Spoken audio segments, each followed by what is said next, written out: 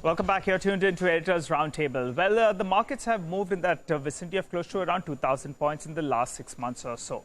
Now, from the highs, we have seen a big correction, but from the lows as well, we have bounced up close to around 1,000 points. Now, we're bang in the middle of that particular range. The big point is, have the markets bottomed out? Just looking at past instances, and looking at a couple of strategy reports from the likes of Nuvoma as well that came out, and they have highlighted a few factors, a few parameters that have taken place in the past and how the markets have behaved.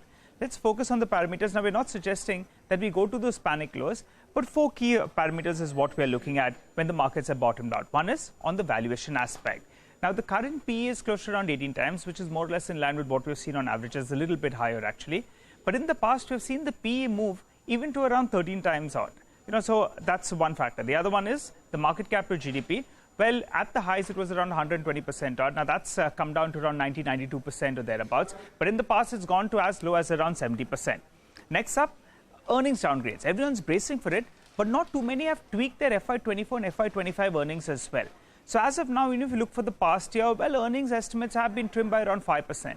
But in the past, before the markets bottomed out, you've seen corrections of around 10 to around 15% on the Nifty EPS as well. Next up, we're focusing on the bond yields as well.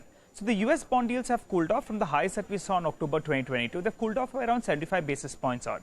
But past instances have indicated that sometimes the US bond yields have cooled off by around 200 to around 300 basis points before the markets have bottomed out. Not just that, we look at the Nifty earnings yield. That's at around 5.5 to around 6%. You take the difference between the Nifty earnings yield as well as the US bond yields. And that's in the vicinity of around 250 basis points. But in past instances, it's gone as wide as around 600 to around 700 basis points. How does that happen? The Nifty earnings yield can move up, or in fact, you'll have the US bond yields that will cool off. So let's see whether or not we see some expansion on the difference between both these two parameters. And finally, we're bracing for central banks to go ahead and cut rates. But I'll tell you what, ECB, they just hiked interest rates last month, and we are bracing still for the Fed to increase interest rates by around 25 basis points odd.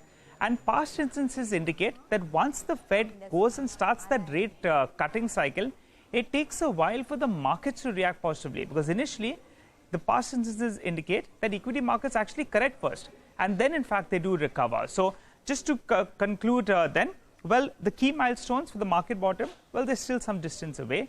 It appears that we're in for a phase of a time-wise correction, and maybe the upside could be capped as well, but there'll be plenty of opportunities from the broader markets, as we've seen in the past few weeks.